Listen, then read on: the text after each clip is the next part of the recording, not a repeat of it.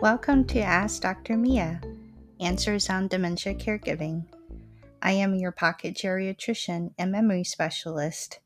When I was helping my mom with her cancer journey, I knew I wanted to be her advocate and her care partner. But I didn't expect to have to rehash old patterns of communication like a teenager. Combining my knowledge as a specialist for older adults and my own experience as a sandwich generation care partner, I am here to empower you to take practical steps to not only care for the older adult in your life, but also take good care of yourself. Welcome.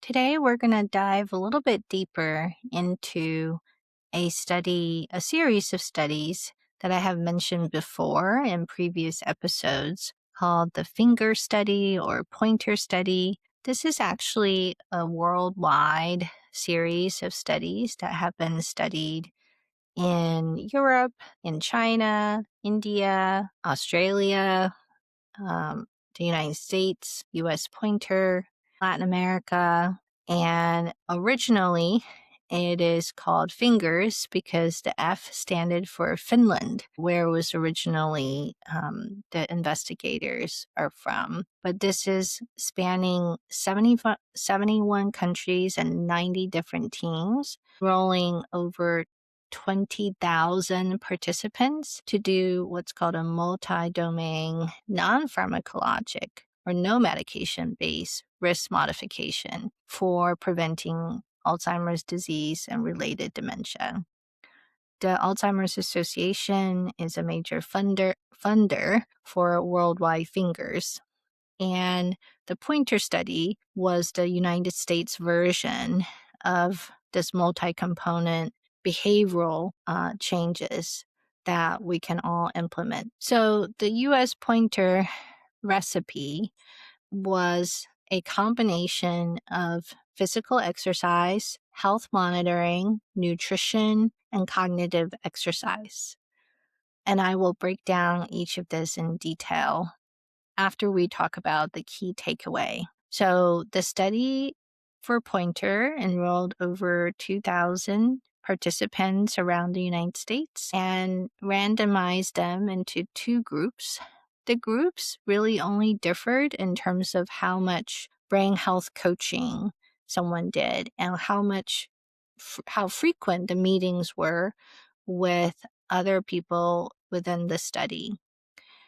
In the self-guided part of the study, those are the people who met pretty rarely with others and really managed to implement the US Pointer brain health recipe on their own, versus the structure group got a lot more frequent brain health coaching to help them implement the changes that are in the brain health recipe described earlier. What is notable is that both groups actually improved in their overall cognitive function, memory screenings and tests.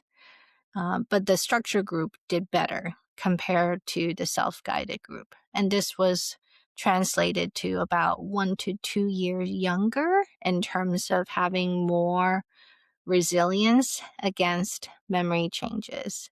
So this was a pretty big deal.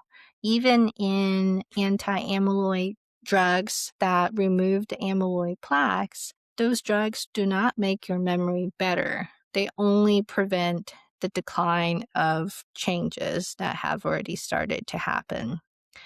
But Pointer and the brain health recipe that is studied around the world is really getting at improving overall brain health. So let's break it down. How does exercise and how much exercise? The Pointer study really talks about 30 to 35 minutes of moderate to intense aerobic exercise 4 times a week, plus strength and flexibility exercises twice a week. So depending on if you combine those into the same day versus doing them on separate days, that is at least 4 times to 6 times a week of exercise added up to be about 150 minutes of exercise.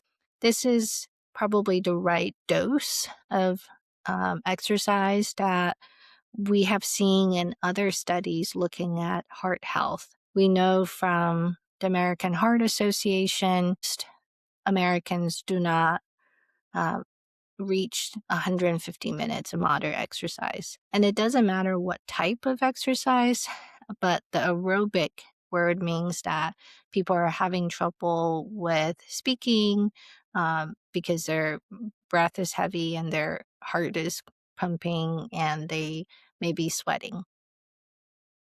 Walking, if you power walk, can certainly be aerobic. It's just any sort of exercise that you enjoy and will be consistent with. So, how does exercise improve brain health? Exercise is really one of those magic, well, I consider that magic interventions where if it's a pill, we would all sign up for it. But it is actually much better for us than any pill that I think our humans' brains can dream of. So, exercise actually increases the connectivity or the relationship or the neural pathways going between the neurons or the cells of the brain. It makes the brain more adaptable to changes and remodel. It certainly increases the blood flow in the brain and actually protects against inflammation. And inflammation is bad for our body and our cells. Inflammation is a key driver to damaging the blood-brain barrier, the barrier that blocks a lot of bad things from going into the brain. Um, Exercise also help brain cells generate new ones, even in adulthood. We used to think that neurons are what you were born with and then you never make any more. That is actually not the case. We can also see that it affects antioxidants and DNA repair throughout the body, but also in the brain, where we have these lymphatic or glymphatic systems that help us get rid of toxins that build up in the brain. And that system can be affected by both exercise and sleep. We also know that there's a lot of relationship between the microbiome that is happening in our mouth and in our gut, but I will talk more about that in the diet piece. There is also quite a lot of interaction between blood pressure and blood vessels, and we see this in um, what in the small blood vessels, especially of the brain. Long-standing blood pressure, high blood pressure can cause tiny, tiny bleeds. It can make the blood vessel wall more stiff. We can see that in the heart as well. That is a concept called diastolic heart failure, which is really common, which means that the relaxation of the heart becomes limited because the heart muscle is stiff. And certainly people can have strokes, aneurysms, blockages in the big blood vessels. But in the tiny blood vessels of the brain, I sometimes say that long-standing high blood pressure makes it so that, like the streams at the very tail end of riverbed, it's not that there's a blockage to block the flow of blood. It just those riverbeds run dry. And that causes a breakdown in the blood-brain barrier.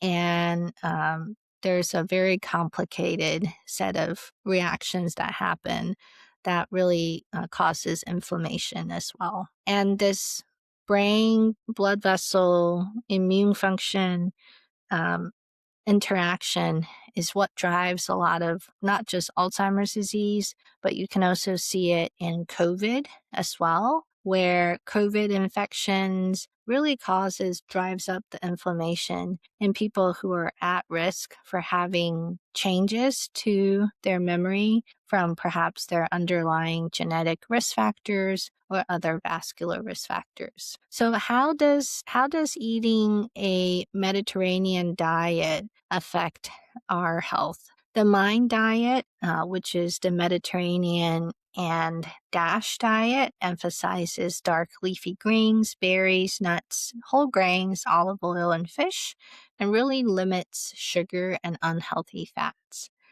Um, so the Mind diet has multiple studies that shows that it is good for our memory. And specifically, we think that the short chain fatty acids that are in this mostly plant-based diet drives a lot of good bacteria in the gut. And this actually causes changes in those amyloid plaques and tau tangles in the gut. So how does the gut and the brain communicate? Before I go there, the interaction between bacteria and the gut is really fascinating. We know that the American diet, so highly processed foods, fried foods, really drive up these gram-negative bacteria in our gut. And these bacteria produce proteins that drive up inflammation, actually drive up both amyloid plaques and tau tangles. So how does these changes in the gut actually go into the brain? We know that there are kind of a bi-directional relationship between the gut and the brain, and they communicate through the vagus nerve. Um, the vagus nerve is a very big nerve that goes from our neck down to our gut.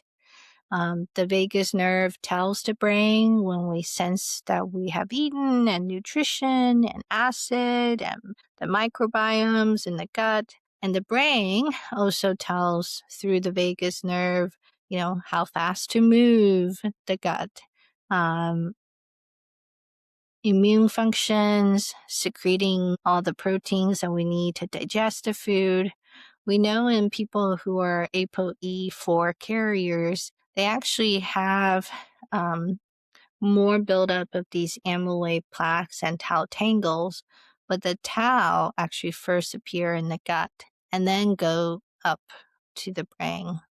We can also see that in mouse models and very tiny models of the gut and the brain studies. The tau tangles first build up in the gut of the mouse, and that increases the inflammation in the gut and go up via the vagus nerve all the way up to the brain. I'm still mind blown about that. And we have also seen in people through other studies in that inflammatory bowel disease, people who have Crohn's disease, um, chronic colitis, that actually really increases the risk of Alzheimer's disease as well. And then not uncommonly, sometimes we see in my patients where they have both a GI issue that it seems like a lot of doctors cannot figure out what's happening around the same time as, or even before people get diagnosed with Alzheimer's disease. I think there's a lot more that we can learn about the gut and the brain phenomenon. I think our gut is probably the first brain, and our brain is the second brain in terms of the relationship between the two and how much information goes between. So this is why I think whenever I think about how food is medicine, the Mind diet actually does a lot to change these underlying amyloid plaques and taus. The part about cognitive exercise within the Pointer study, um, they used a computer-based brain training program 3 times a week for 30 minutes, plus other regular engagement in social and intellectually challenging activities This is where I say staying home watching TV all day is not good for your brain. Doesn't take a scientist to know that. But it also doesn't need to be one specific type of brain exercise. A lot of times, really well-intentioned family members ask me if it would be helpful for their loved one who's having memory problems to do more crossword puzzles.